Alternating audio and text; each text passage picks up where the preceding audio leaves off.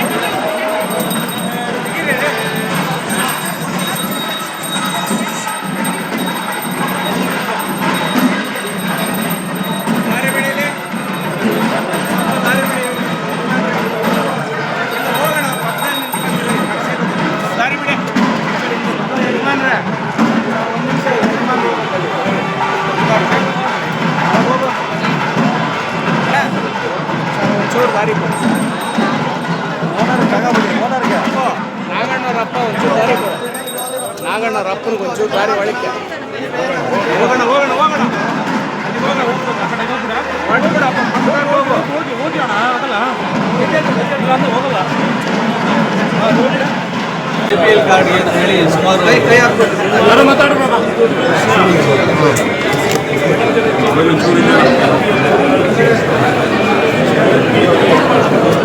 ಯಾರು ಕಷ್ಟೆಲ್ಲ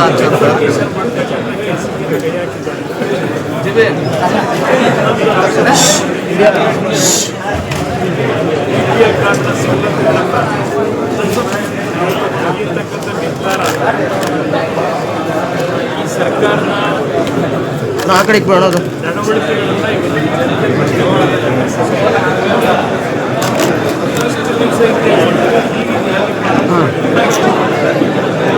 ಕೇಂದ್ರ ಸರ್ಕಾರ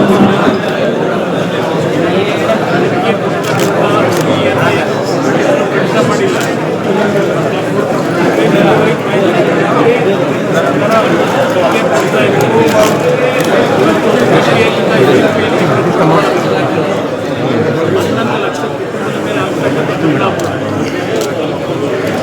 ಇದ್ರ ಬಗ್ಗೆ ಏನಾದರೂ ಯೋಚನೆ ಮಾಡಿದ್ದೀರಾ?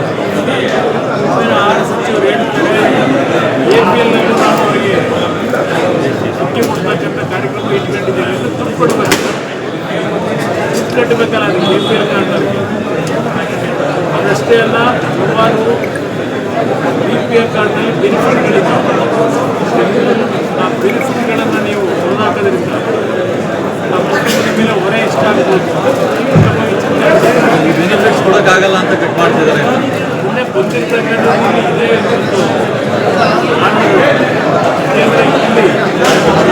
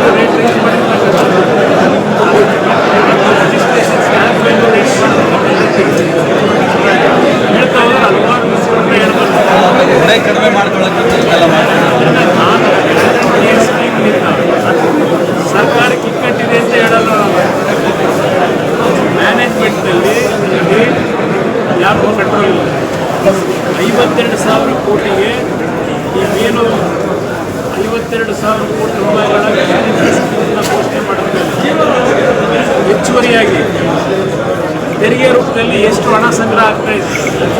ನೀವು ಹಲವಾರು ತೆರಿಗೆಯನ್ನು ಹೆಚ್ಚಿಸ್ತಿರ್ತಕ್ಕಂಥ ಹಿನ್ನೆಲೆಯಲ್ಲಿ ಸರ್ಕಾರಕ್ಕೆ ಆದಾಯ ಎಷ್ಟು ಗ್ಯಾರಂಟಿ ಸ್ಕೀಮ್ ಹೆಸರಿನಲ್ಲಿದ್ದಾರೆ ಇದನ್ನೆಲ್ಲ ಜಾಸ್ತಿ ಮಾಡಿದ್ದು ಹಣ ಮುಗಿಸ್ಬೇಕು ಅಂತ ಹೇಳಿ ಆಗಿನ ಹಣ ಎಲ್ಲಿ ಹೋಗ್ತಾ ಇದೆ? ಅದರ ಜೊತೆಗೆ ಈ ವರ್ಷ 1,05,000 ಕೋಟಿ ಸಾಲ ಬೇರೆ ಎತ್ತಾ ಇದ್ದೀರಿ. 1,05,000 ಕೋಟಿ ಇಲ್ಲಿ ನೀವು ಗ್ಯಾರಂಟಿ ಸ್ಕೀಮ್ಗೆ ಹಣ ಇರ್ತಕ್ಕಂಥ 52,000 ಕೋಟಿ ನೀವು ಹೇಳೋದು 1,05,000 ಕೋಟಿ ಸಾಲ ಬೇರೆ ಮಾಡ್ತಾ ಇದ್ದೀರಿ. ಇದರ ಜೊತೆಗೆ ತೆರಿಗೆ ರೂಪದಲ್ಲಿ ದೊಡ್ಡ ಮಟ್ಟದಲ್ಲಿ ಜನಗಳಿಂದಲೇ ಇವತ್ತು ಹಣ ವಸೂಲಿ ಮಾಡ್ತಾ ಇದ್ದೀರಿ. ಇನ್ನು ಎಲೆಕ್ಟ್ರಿಸಿಟಿ ರೈತನಿಗೆ 2.5 ಲಕ್ಷ ರೂಪಾಯಿ ಕಟ್ಟಬೇಕು, ಸಿ ಹಾಕ್ಸ್ಕೋಬೇಕು ಅಂದರೆ ಕಲಿಬೇಕಾಗಿದೆ.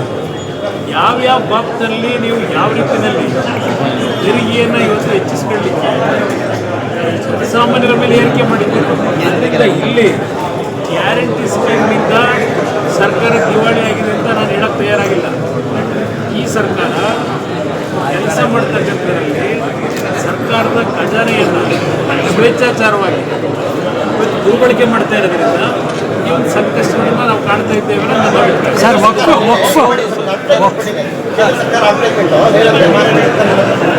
ಗ್ಯಾರಂಟಿಗಳು ಸರಿಯಾಗಿ ಇನ್ಸ್ಟಾಲ್ ಆಗ್ತಾ ಇಲ್ಲ ಅಂತ. ಬಟ್ ಈಗ ಸಿದ್ದರಾಮಯ್ಯ ಮತ್ತೆ ಡಿ.ಕೆ. ಶಿವಕುಮಾರ್ ಸವಾಲಾಗಿದೆ. ನಾವು ಬಂದು ನಮ್ಮ ರಾಜ್ಯದಲ್ಲಿ ಏನೇನಾಗಿದೆ ನೋಡಿ ಅಂತ ಒಂದು ಸವಾಲಾಗಿದೆ. ಪ್ರತಿನಿತ್ಯ ಏನು ನಡೀತಿದೆ ನಾವೇ ದಿನ ನೋಡ್ತಾ ಇದ್ದೀವಲ್ಲ. ಅವರು ಕೇಸ್ ಹಾಕ್ತೀವಿ ಅಂತ ಹೇಳಿದ್ದಾರೆ. ಆಗಲಿ, ದೇಶದ ಕಾನೂನು ವ್ಯವಸ್ಥೆಯಲ್ಲಿ ಏನು ಬೇಕಾದರೂ ಆಕ್ಷನ್ ತಗೊಳ್ತಕ್ಕಂಥದ್ದಕ್ಕೆ ಡಾಕ್ಟರ್ ಬಾಬಾ ಸಾಹೇಬ್ ಅಂಬೇಡ್ಕರ್ ಅವರು ಎಲ್ರಿಗೂ ಒಂದು ಸಂವಿಧಾನದಲ್ಲಿ ಶಕ್ತಿ ಕೊಟ್ಟಿದ್ದಾರೆ. ಸರ್ ವಕ್ಫ್ ಬೋರ್ಡಲ್ಲಿ ಸರ್ ವಕ್ಫ್ ಬೋರ್ಡ್ ಆಸ್ತಿ ಕುರಿತಂತೆ ಬಿಜೆಪಿ ಹೋರಾಟಕ್ಕೆ ವಕ್ಫ್ ಬೋರ್ಡ್ ವಿಚಾರವಾಗಿ ರೈತರ ರಾಜ್ಯಾದ್ಯಂತ ಹೋರಾಟ ಮಾಡಿದ್ದಾರೆ. JDS ಸಪೋರ್ಟ್ ಇರುತ್ತೆ. ಈಗ ಈ ಸಬ್ಜೆಕ್ಟಿಗೆ ಸಂಬಂಧಪಟ್ಟಾಗೆ ನಾನು ಸರ್ಕಾರಕ್ಕೆ ಗಮನ ಸೆಳೀತಕ್ಕಂಥದ್ದು ಇದಕ್ಕೆಲ್ಲದಕ್ಕೂ ಒಂದು ಅಂತಿಮ ಕರೆ ಹೇಳಿದೆ. ಸಾರ್ವಜನಿಕವಾಗಿ ಹಲವಾರು ರೀತಿಯ ಆತಂಕ ಸೃಷ್ಟಿಯಾಗಿರ್ತಕ್ಕಂಥದ್ದು ನಿಮ್ಮಿಂದ. ಸರ್ಕಾರದ ಮಂತ್ರಿಗಳ ಹೇಳಿಕೆ, ಮುಖ್ಯಮಂತ್ರಿಗಳು ಡೈರೆಕ್ಷನ್ ಕೊಟ್ಟಿದ್ದಾರೆ ಅಂತಕ್ಕಂಥ ಒಂದು ಮೀಟಿಂಗ್ ಮಾಡಿ ಮುಖ್ಯಮಂತ್ರಿಗಳನ್ನೇ ನೇರವಾಗಿ ಹೊಣೆ ಮಾಡಿ ಮಂತ್ರಿ ಹೇಳ್ತಾರೆ. ಇವತ್ತು ಈ ರೀತಿಯ ವಾತಾವರಣ ಜನಗಳಲ್ಲಿ ಆತಂಕ ಉಂಟಾಗಿರ್ತಕ್ಕಂಥದ್ದು ಸರ್ಕಾರದ ಕೆಲವು ತೀರ್ಮಾನಗಳು. ಇದನ್ನು ಸರ್ಕಾರ ಸರಿಪಡಿಸಬೇಕಿದೆ. ಸರ್ ದೊಡ್ಡ ಲೀಡರ್ಗಳು ವಕ್ಫ್ ಆಸ್ತಿಯನ್ನು ಕಬಳಿಸಿದ್ದಾರೆ ಅನ್ನೋ ಆರೋಪ ಇದೆ ಸರ್. ಆ ಕುರಿತಂತೆ ತಮ್ಮ ಅಭಿಪ್ರಾಯ ಏನು ಸರ್? ಅದು ಹಿಂದಿನ ದಿನಗಳಲ್ಲಿ ಹಲವಾರು ರಾಜ್ಯದ ರಾಜಕಾರಣದಲ್ಲಿರ್ತಕ್ಕಂಥ ರಾಜಕಾರಣಿಗಳೇ ಬಹಳ ಪ್ರಮುಖವಾದಂಥ ಸ್ಥಾನಮಾನಗಳನ್ನು ಹೊಂದಿದ್ದಂಥವರೇ ಕೋಟ್ಯಾಂತರ ರೂಪಾಯಿ ಬೆಲೆ ಪಡ್ತಕ್ಕಂಥ ಮುಕ್ತಾತಿಯನ್ನು ಲೂಟಿ ಮಾಡಿದ್ದಾರೆ ಅಂತಕ್ಕಂಥದ್ದು ಜಗಜ್ಜಾಹೀರಾಗಿದೆ. ಅದರ ಬಗ್ಗೆ ಏನು ಆ್ಯಕ್ಷನ್ ತಗೊಂಡಿದ್ದೀರಿ ಇಲ್ಲಿವರೆಗೆ? ಅದರ ಬಗ್ಗೆ ಯಾರ ಮೇಲಾದರೂ ಆ್ಯಕ್ಷನ್ ತಗೊಂಡಿದ್ದೀರಿ? ಅದಕ್ಕೂ ಮೊದಲು ಆ್ಯಕ್ಷನ್ ತಗೋಬೇಕಲ್ಲ. ಇಲ್ಲಿ ರೈತರು 50 ವರ್ಷ 100 ವರ್ಷದಿಂದ ಕಲ್ಟಿವೇಷನ್ ಮಾಡ್ತಿರ್ತಕ್ಕಂಥ ಲ್ಯಾಂಡ್ಗಳನ್ನು ಇವತ್ತು ಪಾಣಿ ಬದಲಾವಣೆ ಮಾಡಿ, ಖಾತೆ ಬದಲಾವಣೆ ಮಾಡಿ, ಯಾರು ನಿಮಗೆ ಪವರ್ ಕೊಟ್ಟಿರ್ತಕ್ಕಂಥ ಅಧಿಕಾರಿಗಳಿಗೆ? ಇದು ರಾಜ್ಯದಲ್ಲಿ ಅಶಾಂತಿಯ ವಾತಾವರಣವನ್ನು ಉಂಟು ಮಾಡ್ತಕ್ಕಂಥ ಸರ್ಕಾರದಿಂದ ಆಗಿರತಕ್ಕಂಥ ಒಂದು ದೊಡ್ಡ ಮಹಾನ್ ಅಪರಾಧ. ಇದನ್ನು ಇಲ್ಲಿವರೆಗೆ ಎಳೆದಿದ್ದೇ ತಪ್ಪು. ಸರ್ಕಾರಕ್ಕೆ ಈಗಲೂ ಎಚ್ಚರಿಕೆ ಕೊಡ್ತೇನೆ, ಸ್ಪಷ್ಟವಾದಂಥ ನೀತಿಯನ್ನು ಜನತೆ ಮುಂದೆ ಇಡಿ. ಇದು ನಾನು ಹೇಳ್ತಕ್ಕಂಥದ್ದು. ಸರ್ KGF ಸರ್ ಈಗಾಗಲೇ 8 ವರ್ಷ ಆಗೋಯ್ತು. 8 ವರ್ಷ ಆಗಿದೆ, 10 ವರ್ಷ ಆಗಿದೆ. ಅವರ ವಿಷಯಗಳ ಬಗ್ಗೆ ಚರ್ಚೆ ಅನವಶ್ಯಕ. ನನಗೆ ಭಗವಂತ ನೋಡ್ಕೊಳ್ತಾನೆ. ಮಾಡ್ಕೊಳ್ಳಿ, ಹಿಡ್ಕೊಂಡಿದ್ದಾರೆ. ಯಾರು ಏನು ಚರ್ಚೆ ಮಾಡ್ತಾರೆ ಮಾಡಲಿ. ಇದು ಮುಗಿದೋಗಿರ್ತಕ್ಕಂಥ ಅಧ್ಯಾಯ. ಅಂತಿಮವಾಗಿ ಉತ್ತರ ಕೊಡಬೇಕಾಗಿರೋದು ಇವ್ರಿಗಲ್ಲ, ಮೇಲೊಬ್ಬ ಇದ್ದಾನೆ. ಹಿಂದೆ CM ಆಗಿದ್ದಾಗ ಸ್ನೇಹಿತರಿಂದ CM ಆದ ನಾನು ಯಾವಾಗ ಹೇಳಿದ್ದೀನಿ? ಅವರಿಂದ ಆಗಿದೆ ನಾನು ಮುಖ್ಯಮಂತ್ರಿ. ಅವರು ಹೇಳ್ಕೊಂಡಿರೋದು ನಾವು ಮುಖ್ಯಮಂತ್ರಿ ಮಾಡಿದ್ದೇವಂತೆ. ಅದರ ಬಗ್ಗೆ ಸಬ್ಜೆಕ್ಟ್ ಅನವಶ್ಯಕ ಆಗೋಗಿರೋ ಅಧ್ಯಾಯ. ಅದರ ಬಗ್ಗೆ ಈಗ ನಾನು ಚರ್ಚೆ ಮಾಡಬೇಕಾದ ಅನವಶ್ಯಕ. ಅಂತಿಮವಾಗಿ ಈ ರಾಜ್ಯದಲ್ಲಿ ಮುಂದೆ ಏನೇನಾಗುತ್ತೆ ಸ್ವಲ್ಪ ಕಾದು. ಸರ್ ಎತ್ತಿನ ಹೊಳೆ ಯೋಜನೆ ಇನ್ನು 1 ವರ್ಷದಲ್ಲಿ ಜಾರಿ ಮಾಡ್ತೀವಿ ಕೋಲಾರ ಅಂತ ಹೇಳಿದ್ದಾರೆ ಸರ್. ಈಗ ಕೊಡ್ತಾರೆ ಅಂತ ನೋಡೋಣ, ಕಾದು ನೋಡೋಣ. ಇಷ್ಟು ದಿವಸ ಕಾದಿದ್ದೀವಿ, ಇನ್ನೂ ಸ್ವಲ್ಪ ದಿವಸ ಕಾಯೋಣ. ಅಲ್ಲ ಸರ್, ಹಿಂದೆ ನೀವು ಒಂದು ಸವಾಲು ಹಾಕಿದ್ರಿ ಸರ್. ಸರ್ ಚರ್ಚೆ ಮಾಡ್ಲಿಕ್ಕೆ ಹೋಗಲ್ಲ. ಈ ಸರ್ಕಾರ ಏನೇನು ಮಾಡ್ತಾರೆ ಮಾಡಲಿ. ಸರ್ ಜಿಲ್ಲೆಯಲ್ಲಿ ನೋಡೋಣ. ಅರಣ್ಯ ಒತ್ತುವರಿ ಸರ್, ಅರಣ್ಯ ಒತ್ತುವರಿ ಜಿಲ್ಲೆಯಲ್ಲಿ ಕೋಲಾರ ಜಿಲ್ಲೆಯಲ್ಲಿ ಅಮಾಯಕ ರೈತರ ಭೂಮಿಯನ್ನು ಅರಣ್ಯ ಇಲಾಖೆ ಅಧಿಕಾರಿಗಳು, ಕಂದಾಯ ಇಲಾಖೆ ಅಧಿಕಾರಿಗಳು ಮರ್ಸಿಲೆಸ್ ಆಗಿ ಹಲವಾರು ವರ್ಷಗಳಿಂದ ಮಾವಿನ ಗಿಡಗಳನ್ನು ಹಾಕಿ ಜೀವನ ಮಾಡ್ತಾ ಇದ್ದಂಥ ರೈತರ ಭೂಮಿನ ಒಕ್ಕಲೆಬ್ಬಿಸಿ ಅವ್ರನ್ನೆಲ್ಲ ಬೀದಿಗೆ ತಂದಿಟ್ಟಿದ್ದಾರೆ.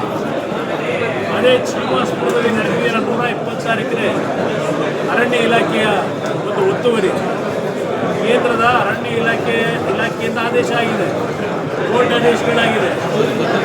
ಇವತ್ತು ಬಡವರು ಒಂದು ನ್ಯಾಯ, ಶ್ರೀಮಂತರು ಒಂದು ನ್ಯಾಯ. ಊರಿಗೆಲ್ಲ ಬುದ್ಧಿ ಹೇಳೋರು.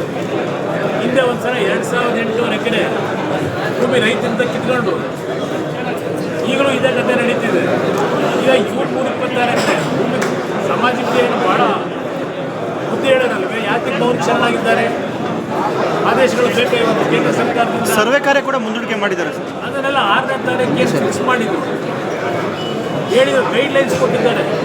ಇಷ್ಟು ದಿವಸದಲ್ಲಿ ತನಿಖೆ ಮಾಡಿ, ಸರ್ವೆ ಮಾಡಿ, ಭೂಮಿಯನ್ನು ಅರಣ್ಯ ಇಲಾಖೆ ವಶಪಡಿಸ್ಕೋಬೇಕು ಅಂತೇಳಿ. ನಿಮ್ಮ ಅರಣ್ಯ ಇಲಾಖೆ ಮಂತ್ರಿ ಎಲ್ಲಿದ್ದಾರೆ? ಅಲ್ಲೆಲ್ಲ HMT ಅಂತೆ ಇದ್ಯಾವುದು ಹಿಡ್ಕೊಂಡು ನೀನು ಭಜನೆ ಹೊಡ್ಕೊಂಡು ಕೂತವ್ರಲ್ವೇ? ತಾಂತ್ರಿಕ ದೋಷದಿಂದ ಇಲ್ಲೇನು ಮಾಡಿದ್ದಾರೆ? ಯಾತಿಗೆ 6ನೇ ತಾರೀಕು ಫಿಕ್ಸ್ ಆಗಿದ್ದ ಟೈಮನ್ನು ಮುಂದಕ್ಕೆ ಯಾರು ಹಾಕಿದ್ರು? ತಾಂತ್ರಿಕ ದೋಷ ಆಗಿದೆ ಸರ್. ತಾಂತ್ರಿಕ ದೋಷ. ಕಂದಾಯ ಮಂತ್ರಿಗಳು ಕೋಲಾರ ಜಿಲ್ಲೆ ಪ್ರವಾಸ ಮಾಡಿದಾದ್ಮೇಲೆ ಇದು ಮುಂದೂಡಿಕೆ ಆಗಿರೋದು. ಸುಮ್ಮನೆ ಮೌಖಿಕವಾಗಿ ನಿಮ್ಮ ಕಂದಾಯ ಮಂತ್ರಿಗಳು ಏನು ಹೇಳ್ತಾರೆ? ಏನು ದೇಶಕ್ಕೆ ಬುದ್ಧಿ ಹೇಳೋರು ಇವರೊಬ್ಬರೇ ಮುಖ್ಯಮಂತ್ರಿಯಲ್ವೇ? ಸರ್ಕಾರದ ಆದೇಶಗಳಿದೆ, ಅದೆಲ್ಲವನ್ನ ಇವತ್ತು ಬದಿಗಿಟ್ಟು ಇವತ್ತು ಯಾವ ರೀತಿ ರಕ್ಷಣೆ ಕೊಟ್ಕೊಂಡು ಹೊರಟಿದೆ. ಕಷ್ಟಪಟ್ಟು ಜೀವನ ಮಾಡ್ತಕ್ಕಂಥ ರೈತರು ಒಂದು ನ್ಯಾಯ, ಇಲ್ಲಿ ಲೂಟಿ ಮಾಡಿದ್ರೆ ಒಂದು ನ್ಯಾಯ ಕೊಡ್ತೀರಾ? ಇದಕ್ಕೆ ಬೆಲೆ ತರಬೇಕಾದ ಕಾಲ ಕೊಡುತ್ತೆ ಕಾದು. ಸರ್ KGF ಬೆಮೆಲ್ ಕಾರ್ಮಿಕರು ಪ್ರತಿಭಟನೆ ಹೋಗ್ತಾ ಇದ್ದೀನಿ. ಅವ್ರ ಸಮಸ್ಯೆಗಳೇನಿದೆ ಅವರಿಂದ ಮಾಹಿತಿಗಳು ತಗೊಂಡು ಏನು ಸಾಕು ಮಾಡಿ ಸರ್ಕಾರ ಮಾಡ್ತಾರೆ. ಸರ್, ಉಪಚುನಾವಣೆ ಫಲಿತಾಂಶ ಬಂದ ನಂತರ ಸರ್ ಸರ್ಕಾರ ಬಿದ್ದೋಗುತ್ತೆ ಅಂತ ಕೂಡ ಒಂದು ಬಲ. ನಿಮ್ಮ ಬಗ್ಗೆ ಮಾತಾಡ್ಬಿಟ್ಟು ಇವಾಗೆಲ್ಲ ಪಶ್ಚಾತ್ತಾಪ ಮಾತನಾಡ್ತಾ ಇದ್ದಾರೆ. ಈಗ ನಿನ್ನೆ DK ಶಿವಕುಮಾರ್ ಅವರು ಕೂಡ ತಾರೀಕು ಫಲಿತಾಂಶ ಬರ್ತೀವಿ, ನಿಧಾನಕ್ಕೆ ಮಾತಾಡ್ತಾರೆ. ಅಲ್ಲ, ಎಲ್ಲ ಮಾತಾಡಿ ತಪ್ಪು ಅಂತ ಹೇಳಿ ಇವಾಗ ಎಲ್ಲ ಪಶ್ಚಾತ್ತಾಪ ಮಾತಾಡ್ತಾರೆ. ಅವರವರಿಗೆ ಬಿಡ್ತೀನಿ, ಯಾರಿಗೆ ಏನು ಮಾತಾಡ್ತೀವಿ ಅವರವರಿಗೆ ಬಿಡ್ತಾರೆ. ಕಾಲ ಎಲ್ಲ ಸರ್, ಅದರಿಂದ ಪ್ಲಸ್ ಪಾಯಿಂಟ್ ಆಗಿ ಚುನಾವಣೆ ಫಲಿತಾಂಶ. ಸಿದ್ದರಾಮಯ್ಯ ಸವಾಲಾಗಿದೆ ಪ್ರಧಾನಮಂತ್ರಿಗಳಿಗೆ. ಏನು ಮಹಾರಾಷ್ಟ್ರಕ್ಕೆ ಹಣ ಕಳಿಸಿದ್ದೆ, ಅದನ್ನೇನಾದ್ರೂ ಸಾಬೀತುಪಡಿಸಿದ್ರೆ ಸುಳ್ಳು ರಾಜೀನಾಮೆ ಯಾಕೆ ಮಹಾರಾಷ್ಟ್ರಕ್ಕೆ ಹೋಗಿರ್ಬೇಕಾ? ಮಹಾರಾಷ್ಟ್ರಕ್ಕೆ ಕಳಿಸಿಲ್ಲ ನೋಡೋಣ.